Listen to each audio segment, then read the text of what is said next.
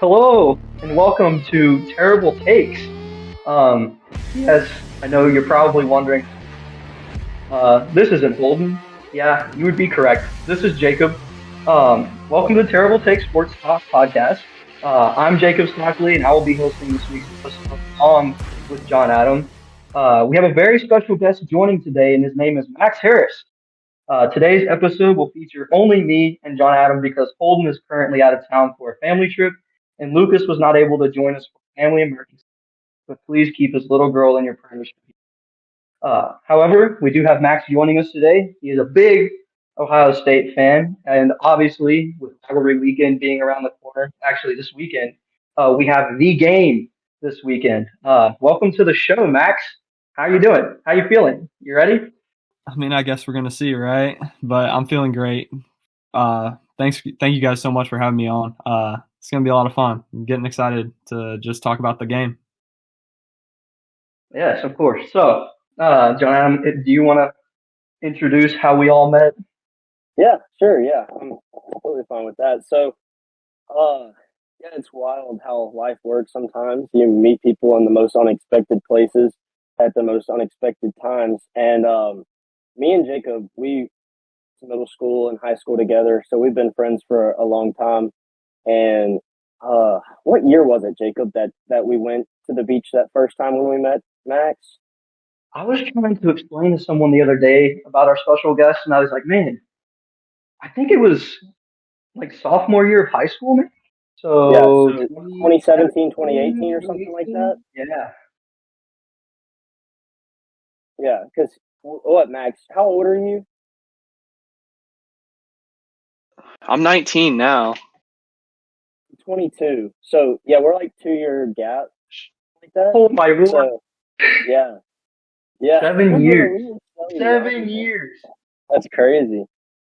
So That's so anyway, wild. Oh my so gosh. I went to the beach with my family, and my family and I, we've been going to that same condo for a while, like several years in a row. And there was one year where me and Jacob were just down at the beach, like kicking a soccer ball or playing volleyball, or yeah, it was playing volleyball. And we're sitting there playing volleyball, and this, I mean, at the time he was little. He's probably taller than me now, but showed up with his mom, and we started playing volleyball with him, to having conversation with them and whatnot. And we ended up hanging out with this kid uh, for the whole week, the rest of the week, until we had to go our separate ways. You know, the sad drive home back to go all the way back home. Or for Max, he had a lot longer drive, and I'll let him explain where he's from later. Um, but then the very next year, parents invited Jacob again to go to the same beach, the same condo, and we're doing basically the same thing. Just Jacob, we're always constantly doing something active while at the beach, and mainly to impress the ladies, and that was kind of the goal. But we were in the middle of doing that, and again, Max, and Bro, we my were mother literally said, talking about it. We were like, what are the odds that we see Max again? Because we were like, doesn't he like go here like every like year with like his mom or something? Like, what yeah, if we see him again that yeah, because same day? same thing. It was like I know he said he always goes here, and like they come here every year. He have come on the same exact dates? Like, will he show up at the same time? Will we see him again? What if they go to a different condo? Nope, he was there, and we hung out with him the rest of the weekend, and we ended up taking a picture. I remember that very picture. It was the day that we were leaving, and we took a picture with him, and that was history as far as being together in person. But we followed each other on socials, and he's playing baseball, and dude's probably 6'3" now or something, and he's not even. Uh, it's crazy how life works, but it's good to have him back. We had him on our last podcast that we had, the Big Brain Sports Talk, about the exact game that we're going to talk about tonight. So now that he is going to be all grown up, and we're all grown up, and we're on Terrible Takes podcast, we'll see how we can do with this one. Yeah. So with that being said, Max, if you want to give us a little bit like a little minute or two, like self-introduction about yourself? So my name's Max Harris. As these guys said, they basically explained the story about as perfectly as I could explain it. I was just a kid in Orange Beach going on a trip with my mom. The next thing you know, I meet these two really cool high school kids, and me being like the little weird middle schooler, I just gravitated towards these guys and ended up making a really strong relationship with them. Um, but where they have the story wrong is my name wasn't Max to them for a long time. I don't even think they knew my name for a while. They ended up just calling me Squints, and that was just it. But yeah, I mean, again, it's crazy where life takes you, the journeys the people you meet, the journey you're on. And again, just super blessed that I found these two guys in the middle of Orange Beach, Alabama. But so my name is Max Harris, as they said. I'm a college student now. I'm at Manchester University, hucking a baseball around. That's just kind of what I do. Um, and yeah, just getting ready to get on here and talk some sports with the boys, have a good time. So that's kind of all you need to know about me. All right, sweet. Let's get this thing on the road. Starting off with our first segment, we'll have our trivia question. So it is now time for our Revival Pizza trivia question of the week. Revival Pizza, Christ first, crust second, is located on 8707 Highway 165 in Sterlington, Louisiana. They serve pizza, burgers, and wings, and can't wait to serve you soon. Last week's question was, what is considered America's game / America's pastime? The correct answer is baseball. We had a great amount of submissions this time. We spun a wheel, and the winner for this week is Chris Griffith. Chris Griffith. Congratulations on winning this week's trivia question. One of our host producers will contact you soon about the reward you have won. So congratulations. For this next week's question, we have John Adam to present. Yeah, so the Revival Pizza question of the week is going to be, what teams have won the most games on Thanksgiving Day? You can answer the question at terribletakesportstalk@gmail.com to enter for a chance to win a free personal-sized pizza from Revival Pizza. Again, that question is, which two NFL football teams have won the most games on Thanksgiving Day? Think hard, think long, and get it right. You might just win something. Sweet. All right. Heading into our next segment, we have Feast Week. It's Thanksgiving week, which only means a couple of things. Being thankful for the friends and loved ones, food, lots of food, and most importantly, sports. This week is usually like a ton of NFL, college football, and college basketball. And so to touch on this Thanksgiving week, we're going to touch on the 3 Thanksgiving Day football games. First off, we have Packers at Lions at 11:30 on Fox on Thanksgiving Day. John Adam, if you want to go first on your predictions. Yeah, so the Lions winning this game, I don't think it's going to be very close. I do know, and listeners can hear this, that me and Jacob, so for our typical weekly trivia game, Lucas already asked a question since he couldn't be here, and he is taking the 3 Thanksgiving games, and we have to predict who's going to win and by what score. So it'll be interesting to see who wins that. The tiebreaker is the score. So if we were to have the same 3 teams chosen to win, the score would determine who won the point for the week. So you can look out for that while you're watching the NFL games this week if you care about me making a comeback. So I have the Lions beating the Packers 35-17. I just think that the Lions have a little bit of everything. They've got a top 2 offense. They have a top 5 defense, a great run game out of David Montgomery and Jahmyr Gibbs. They're both over 500 yards on the season. They have a good wide receiver core, honestly. Amon-Ra St. Brown, obviously, he's crazy good. Somebody who's reliable. He's averaging just at 100 yards per game. They have a great tight end in Sam Laporta. He's right at 500 yards, 4 touchdowns, 50 yards per game, which is good enough to defense worry about him. And a sneaky guy is Josh Reynolds on the Lions. I think he goes very undernoticed, and he's actually had a pretty good season as well. So I just think they're going to be too much for what the Packers have. I think Jordan Love he's young, even though he's been here for a couple of years because he sat behind Aaron Rodgers. He's still young in the way that he thinks. 10 turnovers so far, like 10 interceptions, 6 fumbles. So 16 turnovers total on the year so far. And I think that's going to be the biggest issue. The Lions defense is so good, they're not going to be able to give Jordan Love, they're not going to give him any time to really make a decision, go through his progressions. And I think he's going to make mistakes. I could see probably 2 or 3 turnovers just in this game. But I got the Lions 35-17. Yeah, I'm gonna have to agree with you on that one. I have the Lions beating the Packers 33-20. The Lions are 8-2 for the first time and since like the 60s or something like that, maybe like even longer than that. Like John said, they have a very elite offense and a very elite defense, which I just think is way too much for the Packers to stop. The Packers are struggling to score 20 points in a single game, but the only reason I had the Packers scoring 20 is the Lions are averaging 33 points, and that's a lot of touchdowns, that's a lot of points, which means you're giving the ball back right to the Packers. So I think the Packers will have opportunities to go down and score. Unfortunately, it will not be enough to defeat the Lions. So I'm going to have the Lions winning by 13 here on Thanksgiving Day. For the next game, we have the Cowboys and the Commanders, 3:30 on CBS. Lions and Cowboys.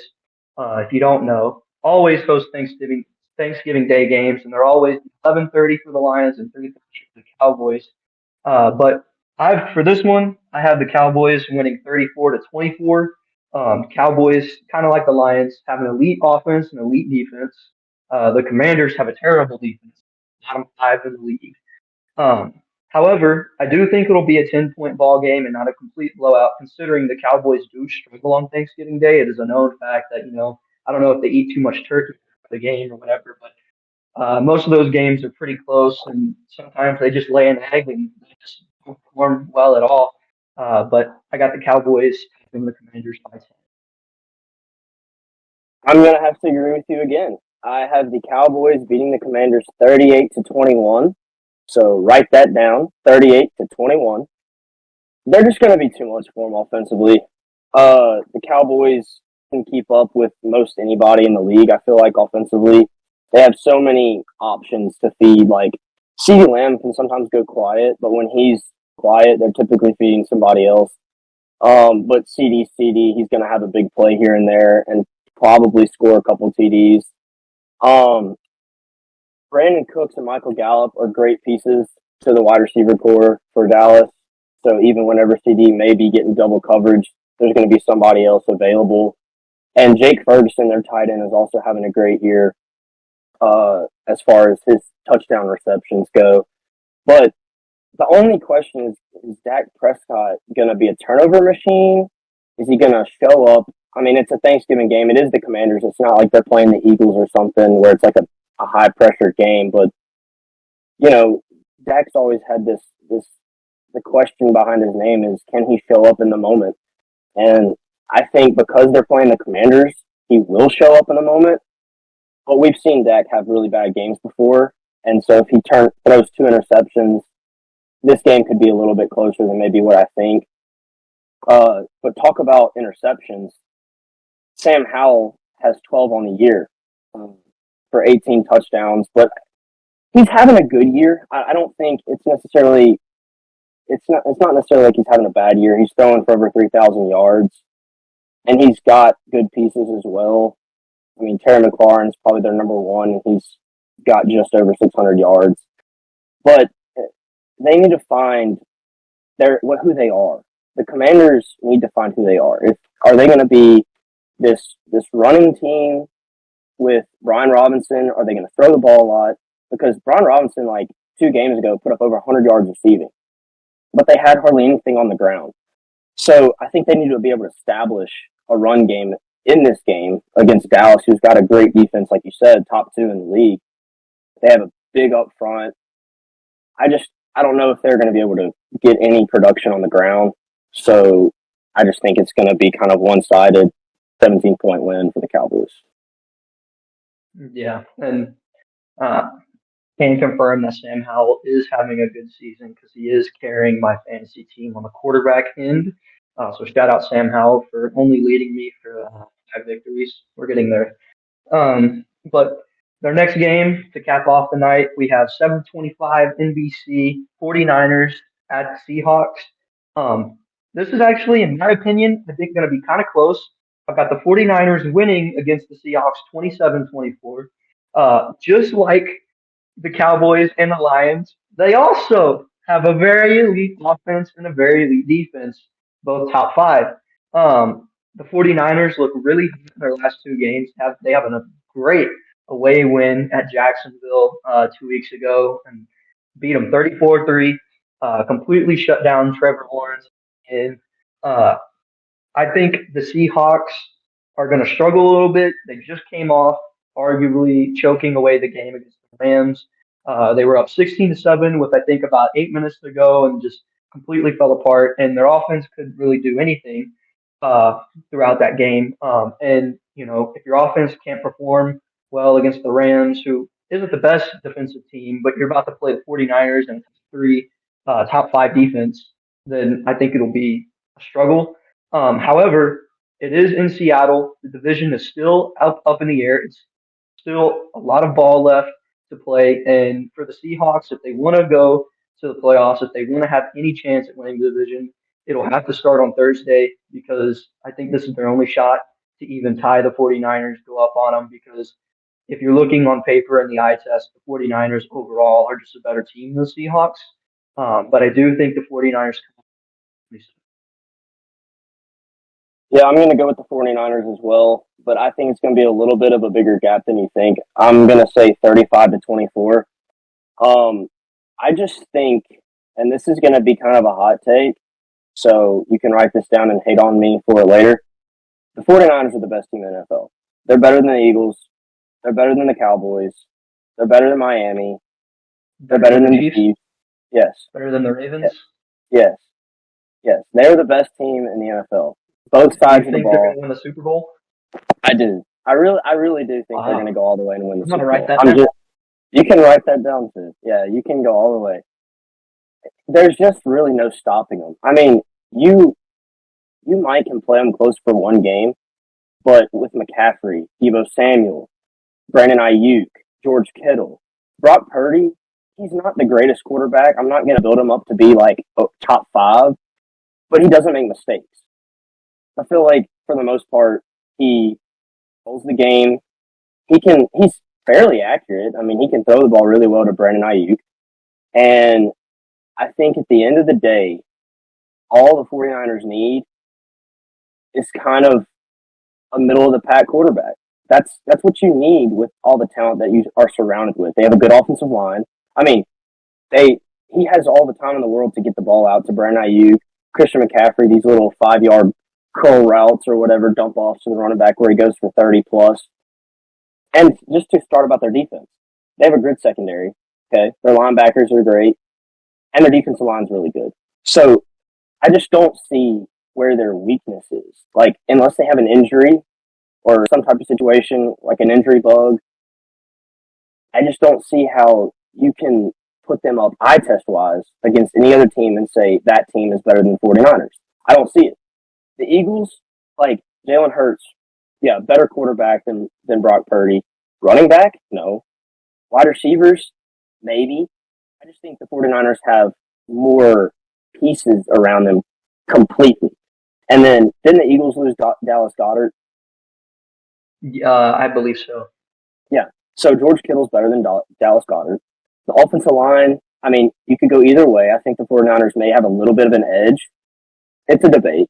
And then defensive line, I think the 49ers have a better defensive line. They have one of the best defensive ends in the league.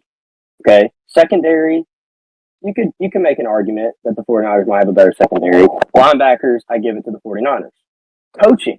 Now let's talk about coaching because that's a big thing too. I think the 49ers may have just as good of a coaching as far as coaching goes, I think they may have around the same amount. So those are probably your top two teams in the league. And I just think the 49ers are just, they don't turn the ball over near as much. They don't have to rely on their quarterback's legs. Jalen Hurts is constantly having to run the ball. So that means, guess what? Their wide receivers aren't exactly open. I mean, how many times do you see Jalen Hurts scrambling in a game? Brock Purdy doesn't have to do that because he's got players to make the plays. Jalen Hurts has to be the playmaker. There's a little bit of a difference. I don't know. Personally, I disagree a little bit. Jalen Hurts does have that run first mentality, and the Eagles' offensive line isn't too terrible. But we're going to find out next week because next week, 49ers do travel to Philadelphia, and I'm sure we'll touch on it in next week's episode. But I'm sure if we will. you don't, do you think the 49ers win? Probably a yes. Going Yeah. into Philly, you think they win? All right. Yeah. Well, I'm going to have to disagree with you. But that just leaves people to listen to next week's episode when we debate this. But as you can see, me and John both agree that the Lions, Cowboys, and the 49ers will win. So it looks like our tiebreaker is already going to come into play. And hopefully my score predictions are closer than his so I can continue to pull away. Otherwise, just a reminder, it is 2-1. So if he does win this week, we'll be tied up 2-2. Yeah, it's comeback season. It's comeback It season, is baby. comeback season. Man. You never know. But moving from the NFL to college basketball. Uh, College basketball always has their little mini in-season tournaments during Thanksgiving week, actually starting yesterday. But there are three tournaments that have notable names and one big matchup on Thursday that we'll talk about just briefly. The Maui Invitational is stacked this year. Number one KU plays number four Marquette tonight, Tuesday night.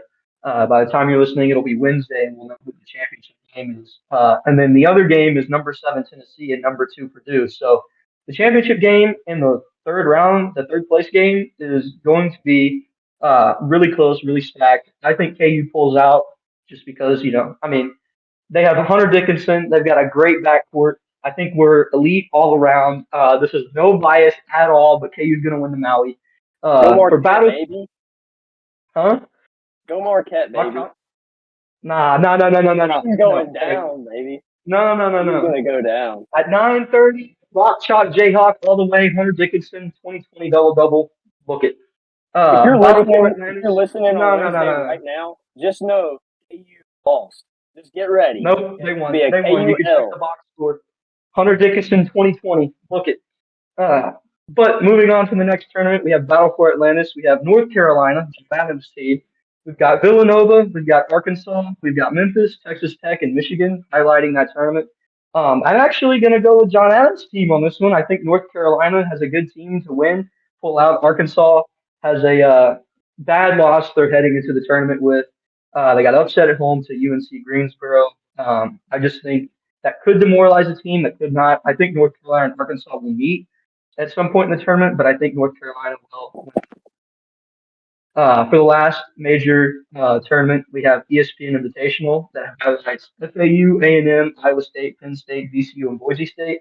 All of those teams made the tournament last year. I'm going to go FAU on this one. Some people may disagree and go A&M. FAU just came up with breaking home. I think that's a shock to them. I think it humbled them.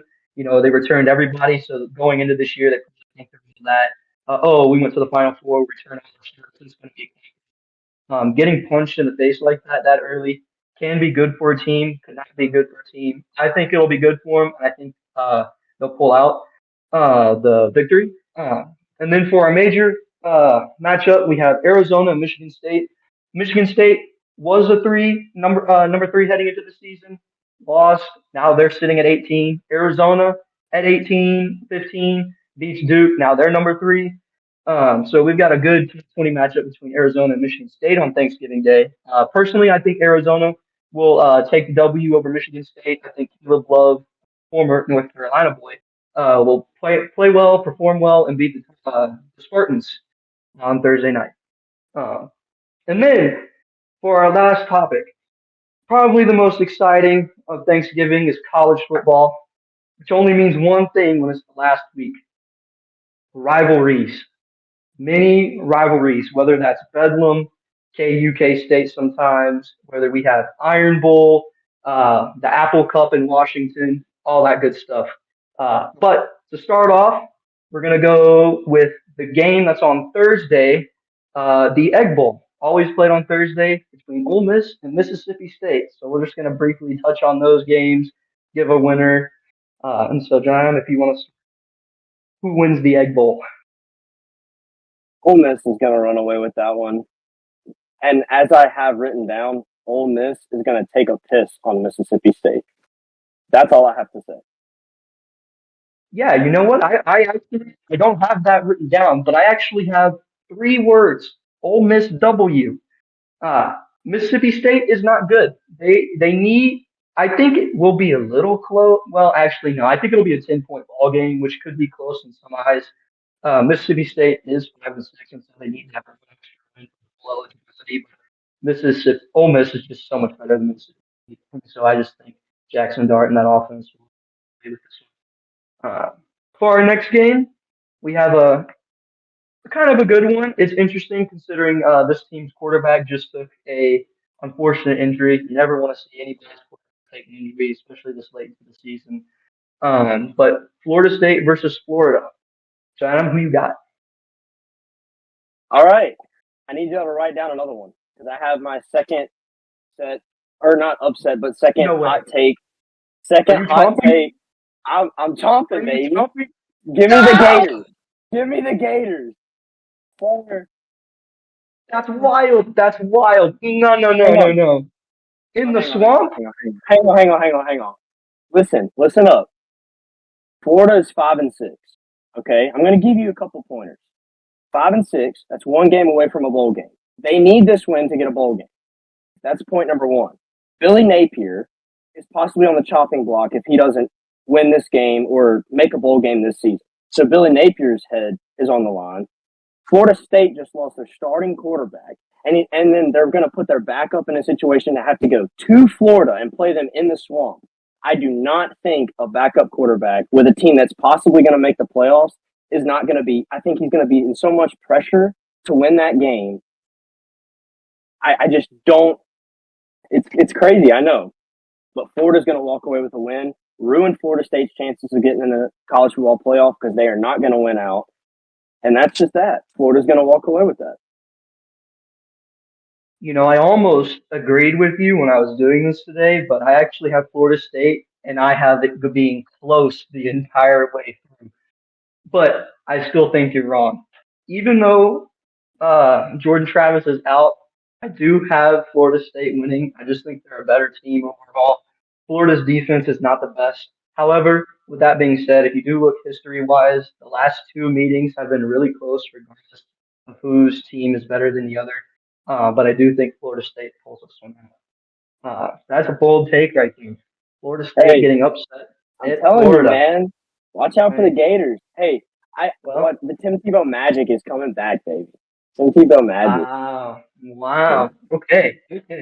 That's another one I'm going to start writing down. Okay. Florida wins Florida State. All right.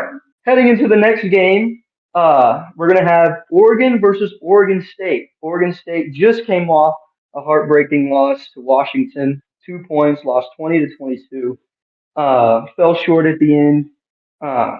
So who wins this one? You've got a surging hot Oregon team, and you got an Oregon State team that still is good despite the loss of Washington and Arizona. And I forgot the other team, but doesn't matter. I have Oregon in this one. I'm not going to pick the upset in this one. Here's the problem. Oregon State played Washington really close last week, but Oregon State also had DJ Suckalele threw 2 interceptions. He did not throw a touchdown. And they were able to hold 37 minutes of the game of time of possession. Now, obviously, if you hold possession, you're going to be in a close game most of the time. But the fact that they still lost and they had a lot of stats kind of in their favor. I mean, they shut down Washington's offense, right? So all you have to do is go down and score. In a game like that, that's so low scoring. I mean, we consider 20s low scoring nowadays if you're only putting up like 20 points. in college football, especially when you're talking about the Pac-12. You don't think of any defense, you think of only offense. Well, in this scenario, Oregon State actually played well defensively. But their quarterback couldn't do anything. And their yards were like, I think they outran or out yardage Washington, if I'm not mistaken. But if you're not able to beat Washington, this all goes back to what I said several weeks ago. Oregon's better than Washington. And that's going to be proven when Oregon goes on to make the college football playoffs. But Oregon is no Washington, by the way. Bo Nix is better quarterback than Michael Penix. I don't think it's up for really discussion anymore. I mean, Bo Nix is going to end up probably going on to win the Heisman, unfortunately, over Jaden Daniels. I think he still deserves it. But Bo Nix is a better quarterback. Oregon State's, it's at Oregon, so Oregon's got that in favor too. The line is 13.5. I think it's going to be over 17, if I'm being fully honest.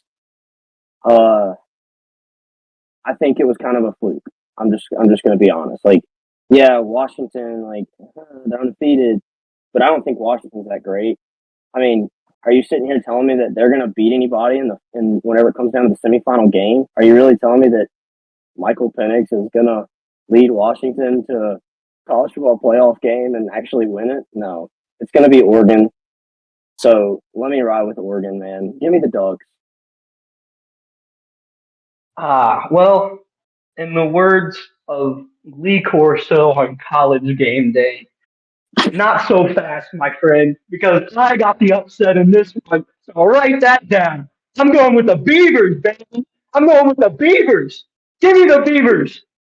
Let me write this down. You bring up good points, though. Yes, Oregon State held the ball, great time of possession, still fell short. They had a fumble that resulted in a TD for Washington. They had an interception that was in Washington's territory. So defensively, yeah, they played well. Offensively, no. But it's a rivalry game, and everybody hates each other. It's the last time they're going to play Oregon in the Pac-12. Similar to my KU Kansas State take yesterday, you can throw all those stats out the window. That game was really close, and KU should have won. But I think in this game, it'll still be close. I won't be surprised if Oregon does blow them out, but personally, I just don't think so. I think it'll be close the entire way, and I've got the Beavers. I think DJ Ungalele will actually perform well this time, and I think this will be the first game you see Oregon State play sound football on both sides of the ball. However, if you're Oregon State in your offense and you do not score, Oregon will make you pay, and Bo Nix doesn't turn the ball over. So if you want to win this game, you better force Oregon to make a turnover and and then score off of that. John Adam, I know you. Go ahead. Say what you want. Okay, Say what you want. Go ahead. All right. So you're saying that now this upcoming week, Oregon State's finally going to play fundamental football. Just now? Absolutely. They're going to just now start playing fundamental football? It's going to be their best game. It'll be their best game. It's their best game. It's their best game. It's going to be their best game. Oregon, flawless. Great Oregon team. Flawless. And they're going to beat them. They're going to destroy them. Oregon State had the chance last week to do it to Washington and just destroy their playoff hopes. I've got the Beavers destroying the Ducks, folks. And then the next week, well, I guess you're going to have to find out for that. I've got the Beavers. The Beavers are ruining it for Oregon. 2-loss Oregon. See you later. Sayonara. Quack home. All the way home. But I've got the Beavers. I've got the Beavers on this one. So upsets galore in this episode for the last two. Maybe for my next one I'll have an upset. I don't know. You're absolutely insane thinking Oregon State is going to finally find that fundamental football. 7 o'clock Friday on Fox. 7 o'clock Friday on Fox. You'll realize that I'm right when Oregon State takes down the Ducks. Moving on to our last game before the game. We've got the classic Iron Bowl. This game has featured many special moments, including my most electrifying play in college football when Chris Davis took it 109 yards. I know that name makes you happy. But we've got Bama, Auburn, 2:30 CBS on Saturday. John Adam, who do you got? You got Auburn? You got War Eagle on this one?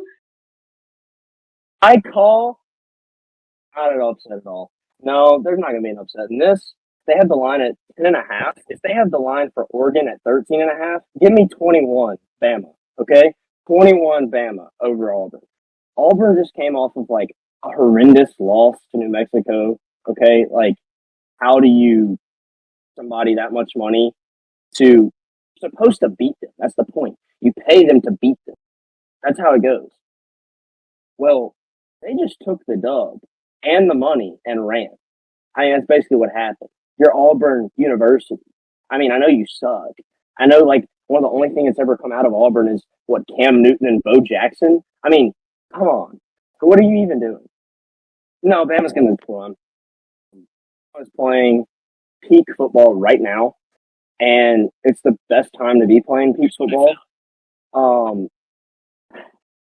There's not really a chance, I don't think. I mean, obviously, it's an Iron Bowl. We always play them close, or they play us close, however you want to say it. And if the last time that we blew them out was like 2011, well, you can see another one this weekend. If you want to tune in to an Alabama beat down on Auburn, tune in this weekend, and you can mark my words. If not, I'm going to be crying in a corner. Personally, I do agree. I think Bama wins.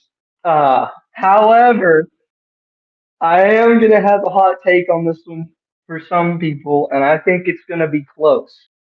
Again, since 2011 in Auburn, at Auburn, this game has not been a blowout.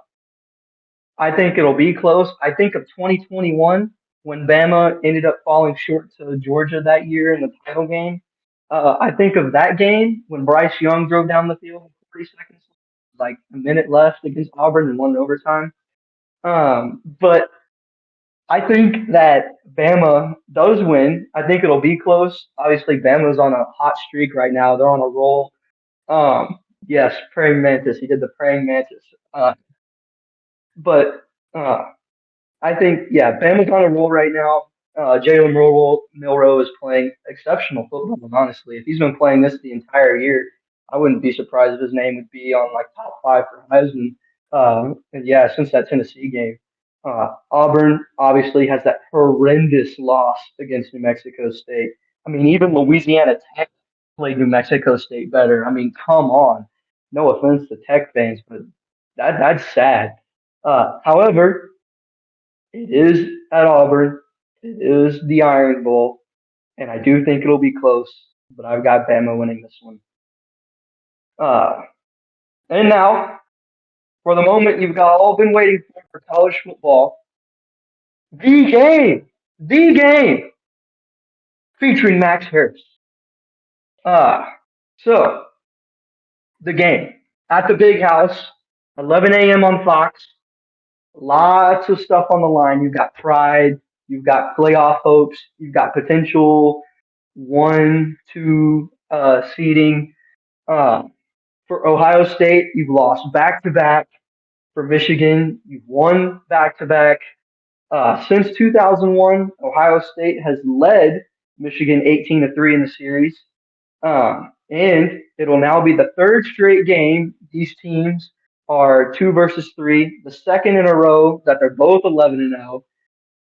So, Max, are you worried? Are you scared? How you feeling? You know, as a fan, like watching this game, you just never sleep right before this game. Even if you know you're going to win, you just never sleep right before this game. But obviously, as you said, there's a ton of history here. I've always grown up with the wins. As you said, from 2001 for most of my life, Ohio State was the top dog in this rivalry. And just recently, it switched. So it's definitely really interesting to see this game progress and definitely see the rivalry move on. Oh, I just hate Michigan. I mean, I can't tell you enough how much I hate that team up north. But there obviously is a ton of history between these teams, a ton of fights, a ton of legends have come out of this game. I've listed some of my personal like favorite legends that I've seen come out of this game. Braxton Miller, for instance, he was one of my favorite Ohio State quarterbacks, a legend that came out of this game. Didn't fan out too well in the NFL, but a legend of the Michigan rivalry. I just want to throw out Carlos Hyde putting up like 150 yards against Michigan in one game. That was a nuts time. It was a nuts time for Ohio State fan. But as of right now, that doesn't matter. Even though we have tons of legends who have played this game, we have a team to focus on right now. We have a team who has been a little shaky this year. We have a team that's kind of made me a little scared with some unranked teams this year, such as Indiana and some others. But it's this game determines everything for us in this season, or determines everything for Ohio State, rather. I'm acting like I'm a player, but I'm not.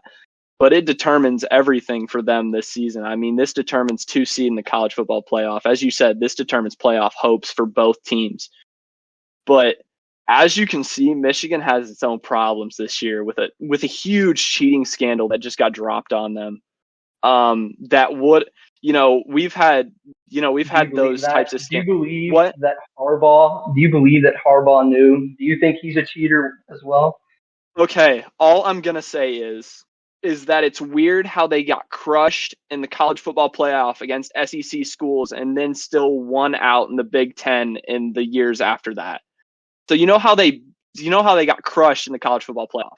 I mean, that was embarrassing. Yeah. That was the year they Yeah. beat us for sure. They got in the Mhm. playoff, then they lose, or maybe I think we were 4 and then we missed that field goal. But it doesn't matter. Anyway, they still lose to a high SEC or whatever school, and Yeah. it just makes you wonder because you win out in the Big Ten. There's no reason why you should be getting pile drived by an SEC team if you have a good team.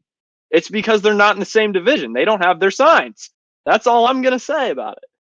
But it's definitely, but this didn't even, what I want to get to everybody is this doesn't only impact Ohio State fans. This impacts the Penn States. This impacts the Michigan States.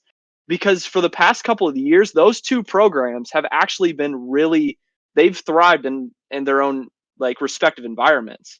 But as of lately, Penn State can't pull out wins against Michigan like they can't. Like I know they can.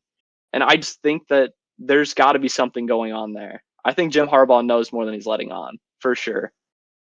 All right, I have a question for you, Max, and this is coming from like SEC ball. So we're not exactly worried about any Big Ten until the playoffs show up, right? So just a quick little question to see your insight. So when the word came out that Michigan was allegedly cheating, there was question about what punishment should be taking place. What do you think should happen to Michigan, to the coaches, to whatever situation? How do you think they should go about punishing the team? Because we know that they didn't do anything about it this season, but do they just, kind of like what we've said in the past, like do they just, if they go on to win the national championship, do they take it away 10 years later? Like, what do you think their punishment should be for what has? There was a similar thing that happened within my world, the world of baseball, with a team, the Houston Astros, right? A lot of sign stealing, a lot of controversy. Coaches got fired. A GM got fired. I mean, it was a huge deal because they won the World Series, but they did it in an unethical way. So as far as punishments, me as a civilian and as a watcher and as an Ohio State fan, I can't decide what a punishment should be because 1, I'm biased, and 2, I hate Michigan. So, for me, it'd be more of just like, oh, just fire all the coaches, just terminate them all, get them all out of there. But, there's still kids in that program, right? And there's still ball players who may not know what's going on. And your heart has to go out to those ball players who are like, you know what? We didn't know. We were just doing what our coaches told us, right? But, there was an interesting thing I saw. I think it was on ESPN or it was an article I read, but it was an interesting thing where they said that their wins should be stripped from them for like the past like 2 or 3 seasons. And that interested me a lot because when that happens, they now enter the below 500 wins of all time for that school. So now they are viewed as a not winning franchise school. So, which makes athletes not want to come to your school. It makes you look bad. I mean, to me, that would just tarnish a complete school's legacy for that to happen. But I mean, you have to think they did it to themselves, right? So I think the games being stripped away is a fair punishment, on top of a resignation from Jim Harbaugh. I mean, if it turns out to be true and all the investigation ends, fire's put out and nothing happens, then obviously, nothing happens. We respect the call. But if something comes out of this investigation that is fishy, I mean, who knows really what could happen to Michigan. But I think it should definitely come with a resignation and an automatic loss of those 2 seasons for sure. Yeah, and I guess another I've been trying to think about is, so who all exactly knew? Obviously, they're not going to go into detail about who all knew about what. Did the players know, or did they just do what their coaches were telling them, and so they somehow were involved with it? But you don't punish the players. I mean, you have kids right now who are signed to go to Michigan next year, and they don't have anything to do with next season. But at the same time, they're going to punish the team for the next season whenever they're finally there. Who's to say a smart freshman doesn't show out at Michigan and get the starting role, and he has some Heisman season? What are they going to do? I don't know. I guess that's just kind of my thing. It's where does it end? At what extent do they punish them? Jim Harbaugh just got the 3-game suspension. What does this even look like? Is that going to be all that happens? Are they going to fire one guy, let Jim Harbaugh take a 3-game suspension, and then just call it good? I don't know exactly what you do in that situation. Jacob, do you have any thoughts on the situation? I mean, I don't really know what you could do. I mean, you feel bad for the Michigan players that have to go through this. And, I feel like as a player, you wouldn't really know that. You're just told what you're taught to do, respect your coaches. So you don't really ever question the ethical side of things, where they're getting this information, how they're scheming other teams. And so, I mean, personally, I think if you do punish them, it would have to be in the off season, whether that's you strip scholarships where you're restricted to a certain amount of scholarships, maybe vacate victories, ask for. I mean, I think Connor Stallions did get fired. Obviously, you have the Harbaugh suspension, but yeah, when the dust settles and what did you have left? Say Jim Harbaugh knew, at what extent has the NCAA imposed on top of those? Personally, I think it would have to be off season, because you got to feel bad for those ball players, like Max said. But I don't know. We'll see. It's the NCAA. It can take 5 years to investigate this. It can take a month to investigate this. Heck, they may even be done already. We just don't know. Because as someone who's been a part of investigations with KU basketball, I mean, they took forever to even impose implications. So, I don't know. Who knows? And who's to say that Michigan, even though they just now got caught, who's to say they don't win the games they were already supposed to? Who's to say they weren't going to be as dominant as maybe they were? There's just so many different things. I mean, obviously, as a football player, if you know the play before it's snapped, you're going to have a better chance of doing something about the play. But yeah, there's so much argument to where, it's not the player's fault, but it typically isn't. It's typically a body of higher stature for the organization who it's to blame. And the players just have to pay for it because somebody was stupid and was trying to cheat or whatever. And here's another question I bring up. Who's to say other college football teams don't do the same thing and they're the only ones who got caught? I mean, we don't really know. You think Ohio State Stein steals? Man, it's a hard question to answer because, as a fan, you hope not. You hope your team doesn't sign steal. You hope your team's clean, right?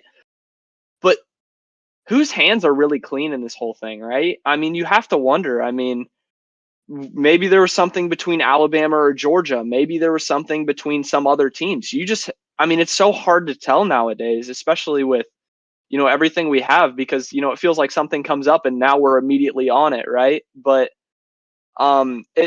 Ohio State has our fair share of investigation. Remember the Urban Meyer investigation? I mean, that was a Yeah, huge deal that was a for huge something he thing. didn't, for something that he, did, and something that got brought to the attention of the NCAA, and then basically ran him out of our program. I mean, that's really what killed Urban Meyer's career as a head coach. But it was just a back and forth argument between him and the NCAA saying, "Hey, we delivered this information on time, that we knew our assistant coach had some domestic violence habits or something." I don't remember I think that's what it was over. It was domestic violence.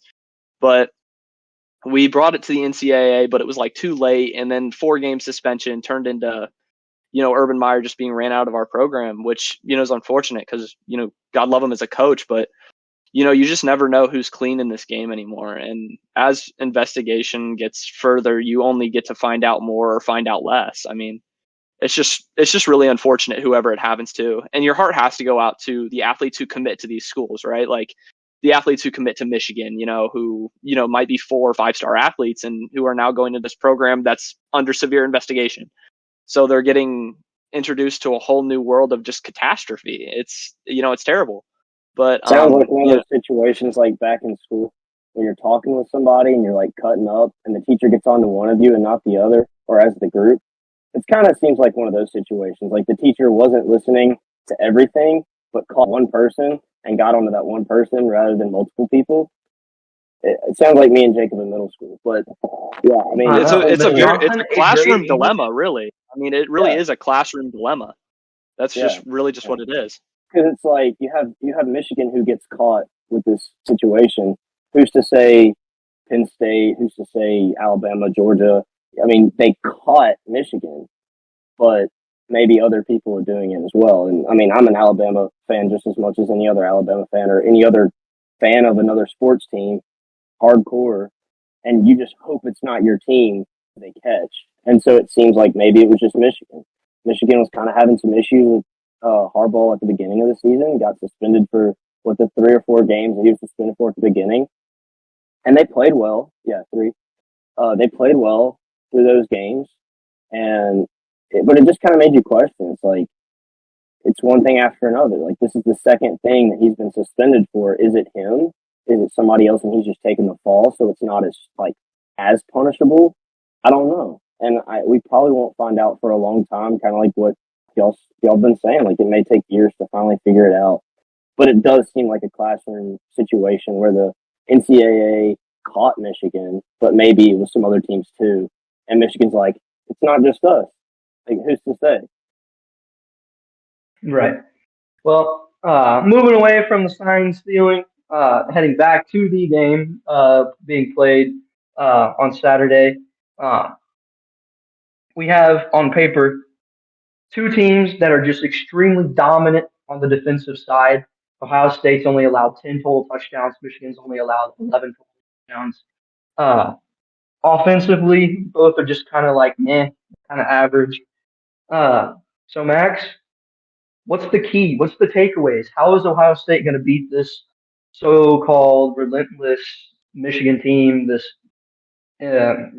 unbeatable Michigan team. I mean, Michigan is really a titan to us right now. I don't want to say it's very much a David and Goliath story because it's very much a back and forth type thing. It's very much like, I would compare it to one of my favorite movies. I compare it to more of a Rocky Apollo Creed type thing where they just fight each other and it's a very even matchup between the both of them. And it could just go either way. It shifts, it fluctuates, but for the most part, it's a QB battle. I mean, Kyle, our quarterback, Kyle McCord, he has got to be in the right mindset. Going into Ann Arbor for his first time as a starter, he has got to be ready. This isn't Penn State. This isn't Michigan State. This is a whole nother level, especially going into the Big House, which I think it has the largest attendance out of any college football stadium. And especially with how loud that place can get, especially when you're on the opposite side of the Michigan Wolverines. But I think the key is to keep our passing game open. We have to obviously the key this whole year, I feel like, has to be getting Marvin Harrison Jr. the ball. I mean, the kid is a playmaker. If you get him the ball, he will make a play or he will make a great catch. I think that's just the key. I think that's just been the whole key to our season, really. But obviously they know that. they're going to go into it. Marvin Harrison Jr. is number 3 on the Heisman candidate. Michigan knows it. Everybody knows it. So obviously, it's just keeping everybody fresh. But our defense, it has to be strong. We got to be ready for Michigan's run game because their run game is solid. And as far as like QB skills go, JJ McCarthy is the more experienced quarterback. He has more experience in this realm. He's been here. He's done this. He's done it in Columbus. He's done it in the big house. So he's just looking for his second gold pants chain. And so we're going to see Ohio State can take it away from him and get it back because obviously we need this win. They opted out against us in the COVID year, which I thought was BS. That was an individual decision by Michigan too, to opt out to not play against us that year. And so I've been seeing all over Instagram 1,500 and something days since Ohio State's beat Michigan. And I was like, wait a minute, that's not quite fair because y'all didn't play us that one year, but oh well, to each their own, I guess. But yeah, obviously Ohio State just needs to play sound defense. We have the linebackers. We have the secondary. We really just need to explode them in the backfield as far as we need to get our defensive ends to the quarterback. We need to get our linebackers busting in the holes to make sure to cover the running back and the running game. But I think that's the key to victory is just covering the run game. Yeah, and to kind of your point about Marvin Harrison Jr., like there's some debate as to if he should be in the top 5 for Heisman, but there's no doubt that you can't watch him play and look at his career at Ohio State and not say he's probably going to go number 1 wide receiver wise in the NFL draft. He's got the raw talent that you need for an NFL team anyway, and that's coming from a long line of Harrison. So he's obviously got the mojo behind his name too. Here's my takeaway from it. So Michigan has all this hype coming into the game. They've had the situations that we just talked about with the coaching thing, and Harbaugh's not going to be there because he's suspended for another game. And then Michigan, once he's first suspended, the guy who came in to replace him, he's got like this emotional speech at the end of his game because they pull out a win against Penn State, and it's he's all emotional, and the players are emotional too. And I know from experience that emotions can affect games in a positive way or a negative way. Now, Michigan can come into this game. They're at home, Ann Arbor, tons of fans. They're crazy. This is like going into the college football playoffs to keep your hopes alive, to beat Ohio State, this big rivalry for such a long time. I mean, butting heads against each other, coaching situations, players, all-time players, whatever you want to call it. But if they come into this game and they are like, if their emotions get the better of them and you start seeing maybe too much physicality and roughing the passers or pass interference because they're going to have to be holding on to Marvin Harrison Jr., if they play with too much emotion, it can lead to mistakes, maybe penalties, maybe turning the ball over, stupid things like that. Or Michigan can take it and say, look, this situation has happened to us this season. We lost our coach. We're going to stay level-headed because too much aggressiveness can become a bad thing, and use it for smart plays and just beating their opponent. I think they have the power to be able to beat Ohio State. But if their emotions are too much on the we're here to prove people wrong and we're gonna, go out here and beat them down, beat them up, I think it can lead to some bad situations penalty wise, which mean a lot in the big games like this, rivalry games.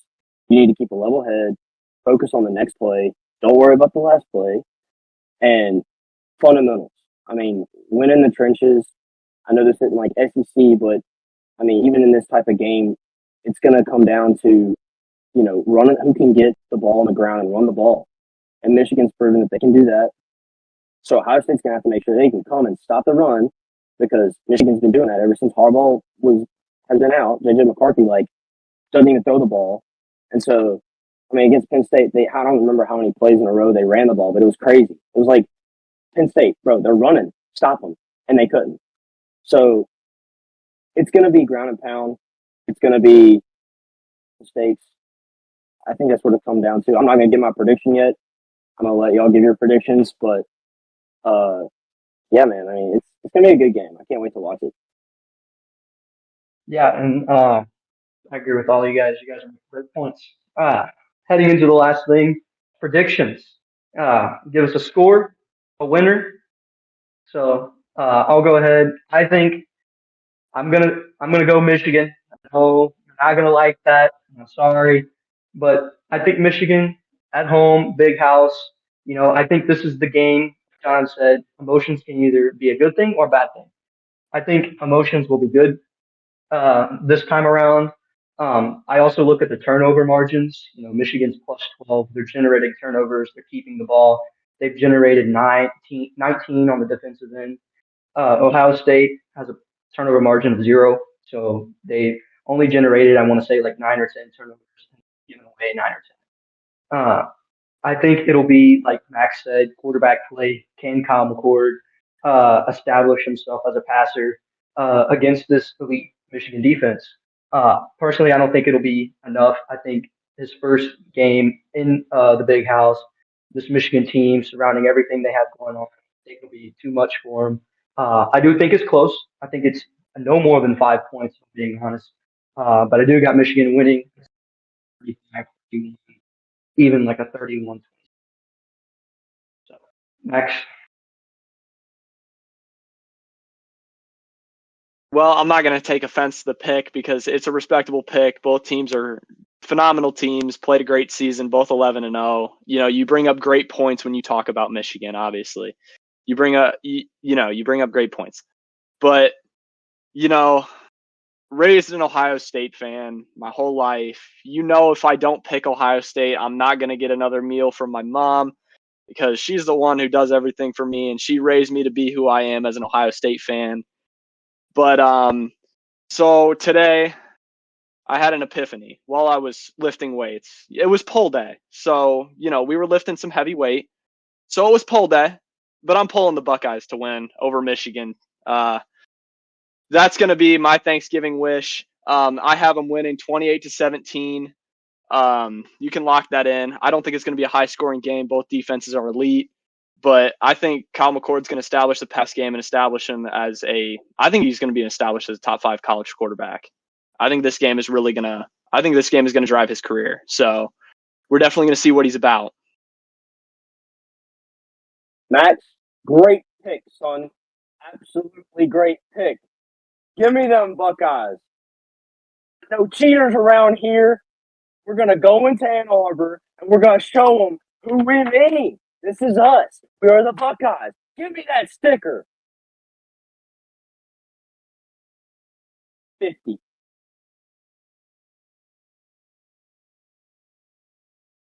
Take them by 7. That's a little bit more reasonable. That seems a bit more realistic for sure, but I appreciate the pick for sure. Awesome. Buckeyes.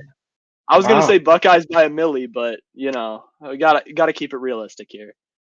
A milli.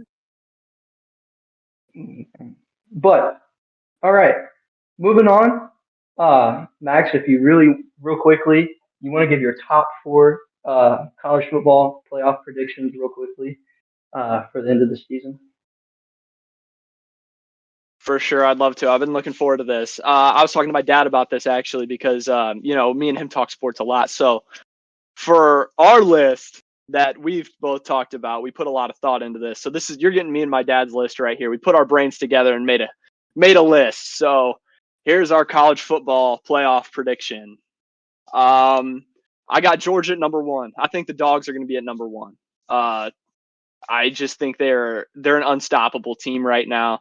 And I know that hurts my Bama fans out there to hear that. I was thinking large about it.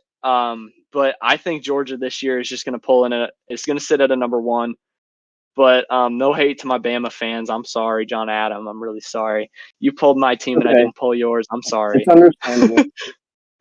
Yeah, but I think it's going to be a close game between Georgia and Bama for that title for sure. I don't think Georgia's going to pull away from that game per se. I think it's going to be a really tight game.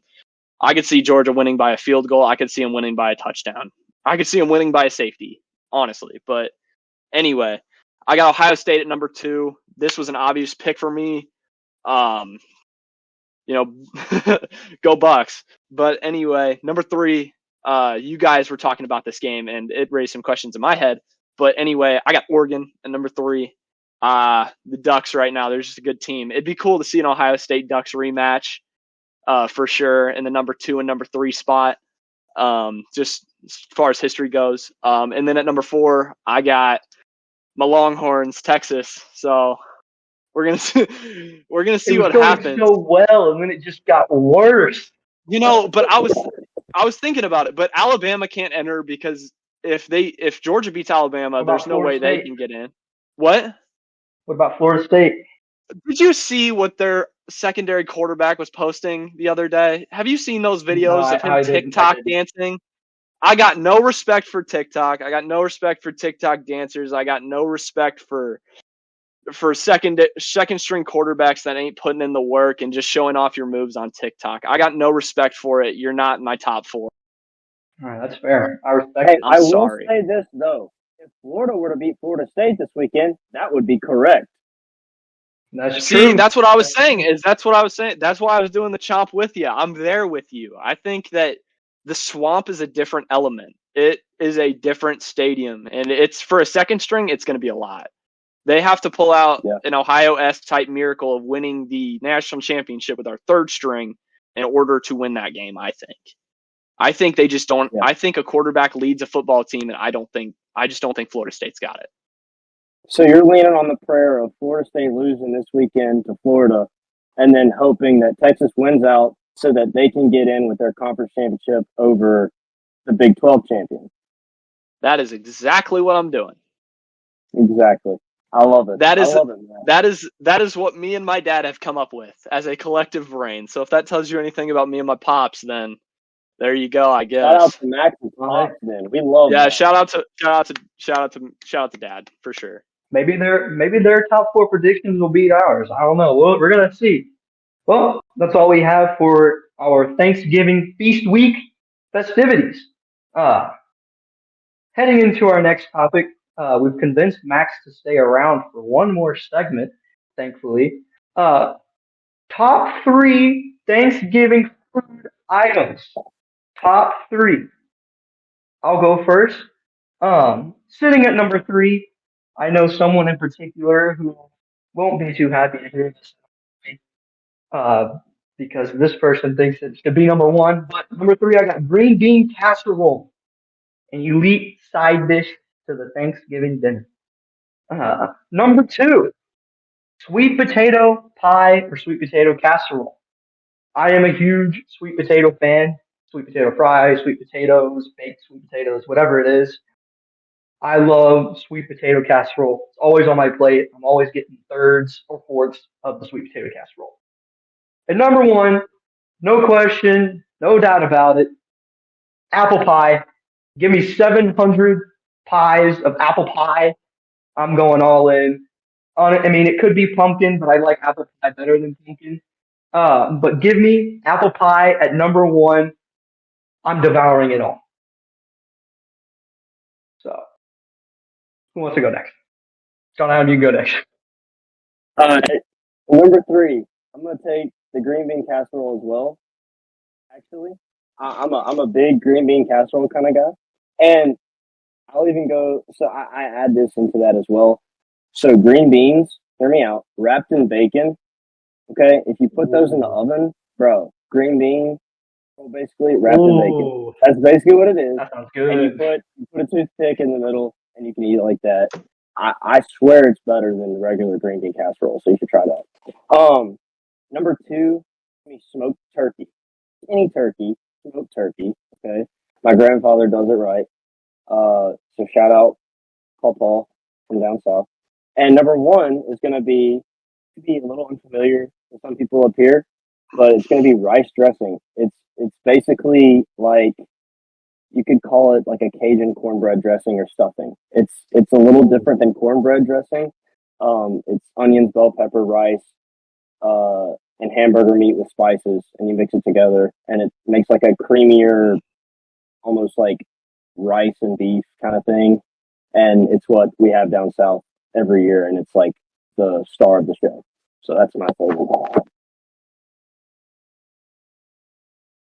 Dang, so I guess Midwest Thanksgiving is a little bit different than Southern Thanksgiving. Noted. All right, I don't know if I honestly really want to try y'all's foods because those sounds honestly delicious. But anyway, coming in at number 3, we all know it. I think we all love it. Mashed potatoes. You can't go wrong with the mashed potatoes pick. Absolutely. It's a phenomenal side. You can put really any of your dish on it for it to be great. You can mix it with the green beans. You can mix it with the turkey. You can mix it with the sauce. I mean, you can mix it with just about anything, and you'll still want more of it. You'll still go up for seconds. Coming in at number 2, one of these was on another guy's list, but you know what? I'm gonna say it anyway because it's delicious. My mom makes a mean apple pie, so I got to put it up there. Absolutely. It is a phenomenal pie. Thank you, Mom, for making such a great apple pie. I really appreciate it. Love you. Love you for that. Ice cream? Ice cream? Absolutely. Oh, ice cream on top. You got to. It's your dairy. I mean, that is your dairy option. You have to put it on top. You better make, or you better get enough ice cream for all that apple pie for everybody to get some ice cream on top, because that's just how it's done. If you don't eat your apple pie with ice cream, you're missing out. I'm not going to say anything mean about you, but you're missing out. But then coming in at number 1, I got our main dish every Thanksgiving. Just thinking about it just makes my mouth water. But we got beef tenderloin. It is delicious the way my dad cooks it. It's phenomenal. I was blessed in my house because I have the 2 best cooks in our family, just in one house. So I was very blessed there by the Lord above to have them as my Thanksgiving cooks. But I decided to write these down because I have a lot of German family, so we usually have a lot of German food for Thanksgiving that no one really seems to recognize. So I just figured I'd put my American options down as Thanksgiving, because Thanksgiving is really all about America, and it's the peace we made with a lot of people, and founding of our country. So it's great. Love Thanksgiving. If it's not a top 3 holiday, you're wrong. Hot take, but America, brother. America, USA. All right. That is our top 3 food items for Thanksgiving. Let us know how terrible we are at our top 3 foods, or let us know how great, either or, and let us know your top 3 food items as well. Thank you, Max, so much for joining us today on this episode. We've greatly appreciated your insight on Ohio State football, your top 3 foods. Thank you for being here. But guess what? I'm going to be back for playoff season because the Bucks are going. We're going. We're going to be there. You'll see us there. We will be there. We will dominate there. We will be there. Don't forget, last week when we released our top 4, I was the only one who had Ohio State. You were. I saw it on Instagram. I commented. I was like, man, that warms my heart that one of my personal friends would respect Ohio State, man. How are you going to? Jacob did, and honestly, I don't know about it. I don't know about that anymore, man, Hey, you read off the record between Michigan and Ohio State in the last 20 years? It's Ohio State, bro. The last 20 years has been 18 and like 3 or something like that. The tide is turning. It's a sea of blue and yellow now. Wait, you talking about Alabama Crimson Tide? Wait, the Tide? Wait, the Roll Tide? The Roll Tide? Oh man. But all jokes aside, thank you guys so much for this opportunity. It was super fun to come on here and talk sports with you guys. I'm a huge fan of the podcast. I've been listening to all the episodes. Man. So we appreciate you, Max, for joining us, brother. So huge fan. Thank you guys. If I can end it out, just God bless you guys. Have a happy Thanksgiving. Be safe over the holidays. If you guys are still at college, be safe getting home. And yeah, thank you guys so much for having me on. Appreciate it. Yeah, dog. Really. Happy holidays to you, man. Yep. Happy holidays. Happy holidays. All right. And then moving on to our last topic, we have our hot takes submitted by you guys, the fans. So we're just gonna talk about them, see if we disagree, like them, all that good stuff. At number one, coming in from Tyler Albritton, his hot take: Deion Sanders is not a good coach. John Adam, your thoughts on that? Okay, that is definitely a hot take because considering at the beginning of the season he was the talk of college football, the talk of are they gonna win their conference, the talk of are they gonna possibly make a playoff, like all these things that were brought up because of Deion Sanders at Colorado with maybe bigger scouting and getting 5-star athletes, 4-star athletes, whatever, Travis Hunter and his son playing quarterback. There was a lot of speculation coming to the season what it was going to actually look like. And they get into their first game against a ranked TCU who just came from the playoffs the year before, and they beat them. And everybody's hooping and hollering about Colorado is the best thing since sliced bread, and Deion Sanders is this, and he's going to bring so much to the table. But I take that Deion Sanders is not a good coach. I don't necessarily agree with. I think it's going to take some time. I think he just got hyped way too early. Rome wasn't built in a day, and Colorado definitely won't be. They've had a good season compared to what they have had in the past. His name in general is just going to get more recruits and higher recruits. And to me, it takes several years to be able to get those recruits finally in tip-top shape to be able to play by their sophomore, junior year. And once they're able to consistently get those recruits, they will be able to start competing. And not to say that they can't pull out some upsets here and there and maybe go to a bowl game, which they won't this year. There was some talk about them possibly making it 4 or 5 games ago, but they can't win a game to save their life. But it wasn't like it was a down year by any means. Like, I would say they took a hard plummet because of the amount of social media attention that they got. But as far as the season goes, they did better than they did last year. And as far as recruiting goes, I think they are on the right track. I do not think it's because of his coaching that they are bad. I think he's a good coach. But I do think it's going to take some time to become a consistent college football contender in their conference, to get to the point where they can consistently make bowl games and maybe start contending for their conference championship. It's just going to take probably 3 to 5 years to finally be able to put your team where you need to be. Because I can tell you right now, high school athletes are going to be like, Deion Sanders, I want to play for him. Well, that's what's going to happen. It's just not this year. And I think he got overhyped way too soon. And whenever they were kind of meeting that hype, it was like, wow, they're really that good. But when they finally started playing real competition, no offense TCU fans, but I don't think you're as good as you were last year by a long shot. And so it's not that great of a win now. You competed at the beginning of the season whenever Travis Hunter was playing 160-something snaps in a game, both sides of the ball. And I think he's gotten exhausted. He had the injury, and so he just can't do it all.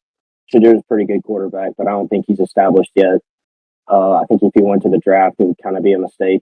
I think he should stay for one more season. But as far as like him being not a good coach, I think he is a good coach. It just takes time to establish yourself in a big college like he's at. Yeah, and I agree with John Adam. I think that's a bad take. Uh, I think you need to give him at least a couple more years, like Adam said.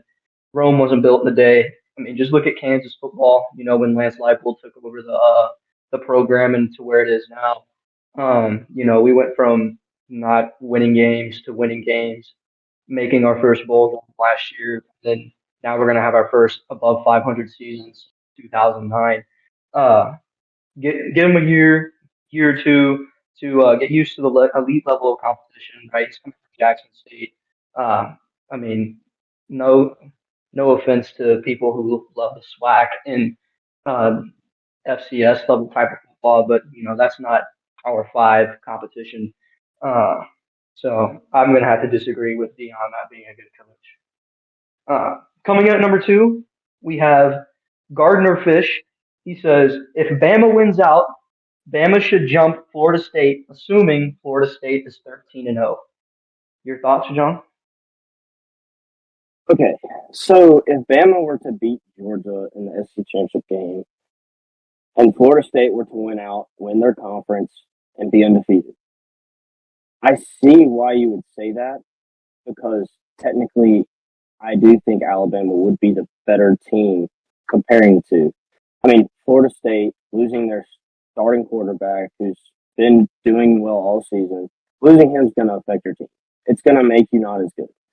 And that's just the bottom line. You had an established quarterback in a system that was built for him, and they were winning football games, and they were winning pretty dominantly the whole season.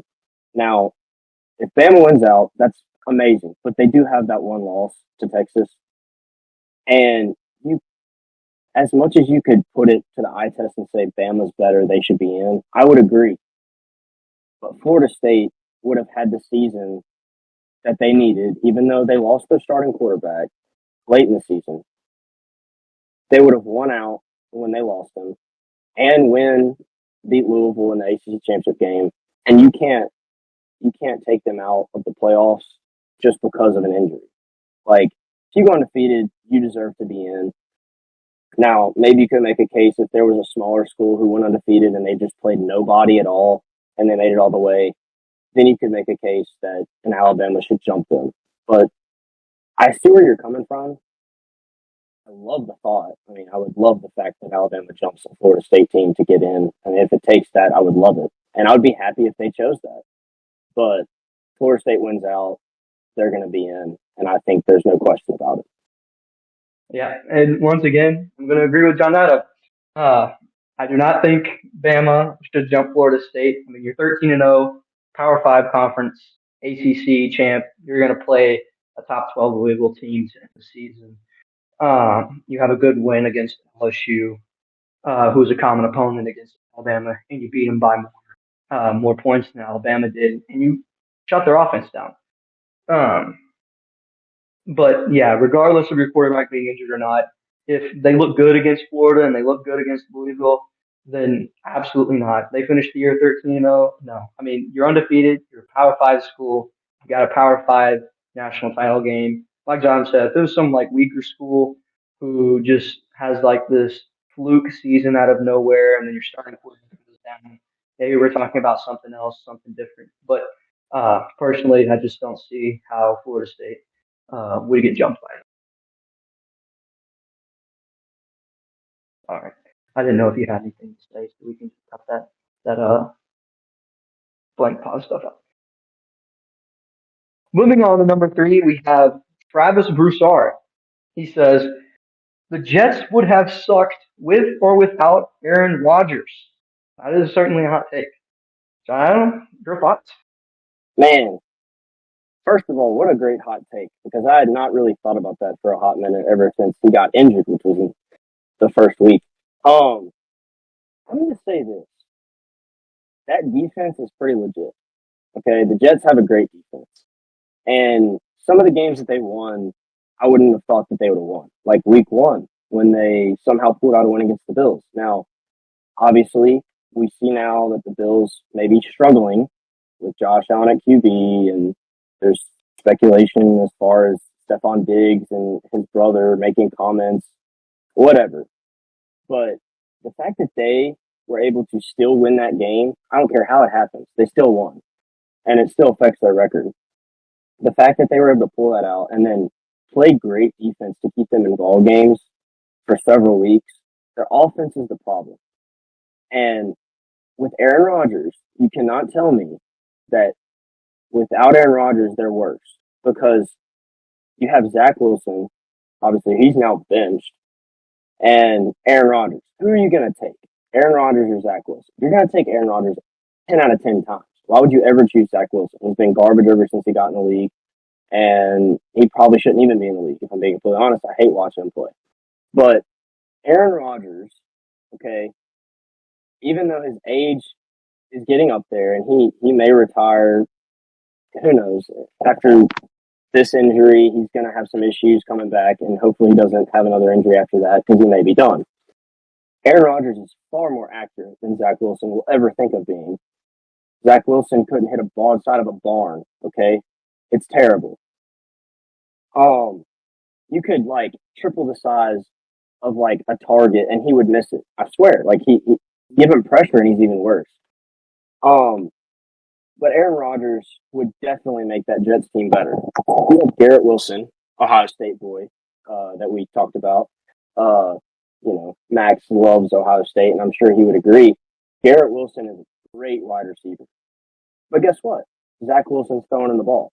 And if he can't hit anything, throw it to anybody, then Garrett Wilson can't be what he's supposed to be. With Aaron Rodgers, he would have been much more dominant and would have had a crazy season. Their offense in general, it would have been elevated anyway. Because if you have an accurate guy who can go through his progressions, he's going to be a Hall of Fame quarterback. The dude knows how to look one way. If he can't hit that spot, he's going to go somewhere else with it. And he's going to basically exploit your defense. Sorry, Travis. That's a terrible take. Give me Aaron Rodgers any day of the week over Zach Wilson. He's garbo. I agree once again with John Adam. I disagree with Travis. You look at their games that they lost, they could theoretically be sitting at 7-3. They took a 5-point loss to the Patriots where they only scored 10 points. They took a 3-point loss to the Chiefs where they scored 20, and they took a 4-point loss to the Raiders where they only scored 12. And who was their quarterback? Zach Wilson. And like John says, every time I watch the Jets play and I see Zach Wilson at quarterback, I get frustrated for the Jets. I'm a Jets fan. I get frustrated because it's like, this dude is starting in the league. Get me out there. Put me in pads. I can do better than him. You kidding me? I got more heart and more IQ than he does. He can't even read a defense. And like you said, I'm taking Aaron Rodgers 100 times out of 1. There's no way the Jets would have sucked. Now going into the year, yeah. I mean, you don't know. I mean, after that first game, you see Aaron Rodgers go down, then you're thinking, oh man, the Jets season's over. If you look at if they had Rodgers now, like you said, their defense is pretty good. You know, they're limiting teams in scoring. I mean, their worst defensive performance is the loss they just had to the Bills. And so you can't tell me that if Rodgers was there, that the Jets would still be struggling and wouldn't win games. I think they do, and I honestly think they could be competing with the Dolphins right now at the top of the division. And so the only question I would have is like, as far as what is sucking? Is sucking not making the playoffs? Is it not winning your division? Like, what is that? To Travis, competing with the playoff. I mean, yeah, I mean that's a good question though. I mean, probably I personally think they would have a better record than the Bills right now if Aaron Rodgers had not gotten hurt. They would be absolutely. I think they would be ahead of them. They wouldn't be above the Dolphins, but they would definitely be above the Bills. Let's see, you're 7-3. You'd be sitting at like the 5 or 6 spot in the playoffs right now. Instead, they're tied for like 11. Yeah. I think you throw Aaron Rodgers into that, a dude who actually can control a team, lead a team with leadership, and has accuracy. And I mean, we've seen Aaron Rodgers in the past. He can take off. He can make plays happen. It's not like it's really his age is getting to him, but it's not necessarily affecting his ability to make plays. You put him at quarterback, they win at least 2 or 3 more games than what they're at right now. Yep, I agree. And then our last hot take of the night from Lucas Toller himself: the BCS is better than the college football playoffs. John Adam, your thoughts? Oh man. So, I like the thought of the college football playoffs. I liked it whenever it started. I like that it singles it down to the final 4 teams, and you're supposed to get your best 4 teams into the playoff and watch 2 really good games to then set you up for the best game. That's what it's essentially supposed to do. And it does bring a lot of hype because you can look forward, like each win or each loss maybe affects your chances of making it. As an SEC team, if you lose once, like in your season, you're on the verge of being done for the playoffs, which sucks because like we lost to Texas in week 2. And as a Bama fan, you're like, we're gonna have to go up against LSU. We're gonna have to go up against Texas A&M. We're gonna have to go up against like Arkansas, who came into the season seeming better than what they actually ended up turning out to be, and knowing that you're probably going to meet Georgia in the SEC championship game, and you have to win out after that point. And it's sickening when you take that loss because you know that your season has not, it doesn't really have much to look forward to. If you lose your 2 games early in the season, unless you win out all the way and stuff just falls into your lap and you're able to barely get in, you're just going to play in some New Year's Six bowl game, and that's going to be your season. So, as far as the playoffs go, like I said, I like the thought of it. It's brought a lot of situations in college football where it's like, this team has this win, this team has this loss. Oh, well, this team played this team at the beginning of the year, and this team played this team at the end of the year. It brings up a lot of debate and argument over the situation, and when the committee itself doesn't seem to necessarily follow its own guidelines every single season, and sometimes they're more for like your strength of schedule. Sometimes it's like right now with Texas and Oregon both being above Alabama, are they even looking at strength of schedule? Because Alabama has a better strength of schedule. I mean, it's just being completely honest. Yeah, Alabama's got a loss Texas to Texas, but Texas's strength of schedule isn't that good. So what are they taking into consideration, and when do they finally set like this is what we're looking for, and that's it?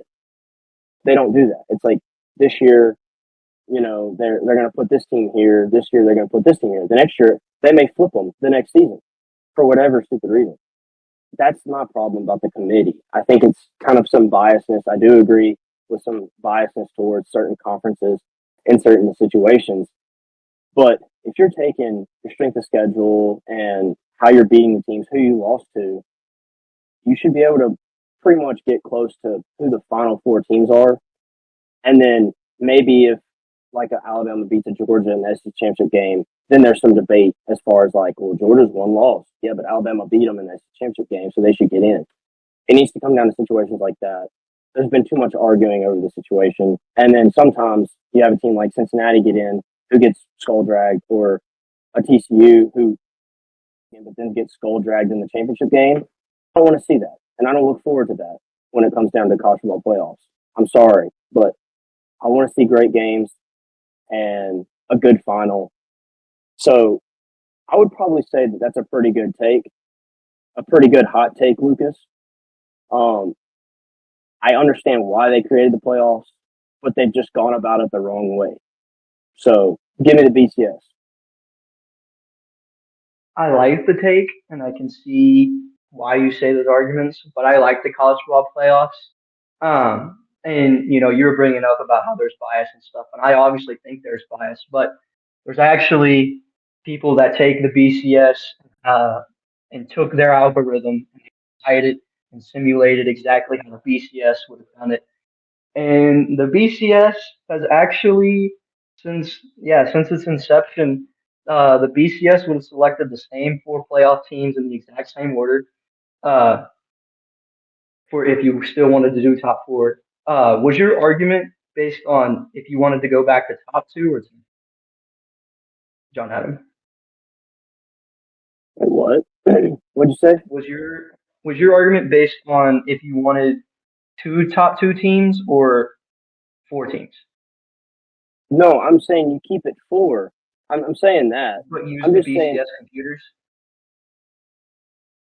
like, So, to determine who were to get in the top 4. I understand it would be the same, but I'm saying like everything committee is, it's more of biasness towards certain situations, and they don't take everything into consideration. Like, I feel like there is definitely some type of biasness towards whether, like, one year they choose strength of schedule. Like, for example, right now, is Texas better than Alabama? Is their schedule as hard as Alabama's? Would you say that Texas is the better team right now? No, but Texas continues to get put in front of Alabama, the and it's going BCS, to take. however, the BCS would say that Texas is better than Alabama. The BCS has, for their top 4, they would have, right now, they'd have Georgia at 1, Ohio State at 2, Michigan at 3, and Washington at 4. Florida State would be 5, and Oregon is at 6, which is how the committee actually ranks heading tonight. Actually, how they rank them tonight. Uh, but I do understand why you say that, and the computers, it's like, yeah, because they don't have bias, and that's great because honestly, I do agree with you. I think that there's bias when they go in that room. They say they take off their bias cape. You're telling me that Michigan being number three to start the season didn't have anything to do with the sign stealing allegations. You're telling me you threw that all aside when you were voting. You're telling me that Georgia, even though they look like a number one team and everyone could have, you're telling me to start the season that, oh, we're going to put Ohio State in one and we're not. Personally, I like the playoffs. I think based on how the BCS would do it now, I think it'd still be the same. Uh, but I like the playoffs. I think it's a good idea. The only problem I have is something what you said. I do think there's bias when you use humans. That human factor comes into play, and it's never going to be perfect. But that'll wrap up this week's episode. I'm Jacob. I'm John Adam. And we want to thank you guys for listening to episode 5 of Terrible Take Sports Talk. We hope you've enjoyed this episode, and remember to submit your trivia question answer by emailing terribletakesportstalk@gmail.com. Again, that's terribletakesportstalk@gmail.com. And a reminder, the trivia question for this week, sponsored by Revival Pizza Company, is which two teams have won the most on Thanksgiving Day? Uh, but we want to wish you guys a happy Thanksgiving. We here at Terrible Takes are very, very thankful and blessed and grateful for you guys who are listening each week. If you're a new listener, we want to thank you guys for the great amount of support you guys have given us and love. We greatly appreciate it. And we hope to see you guys next week. So, couldn't do it without y'all. Peace out.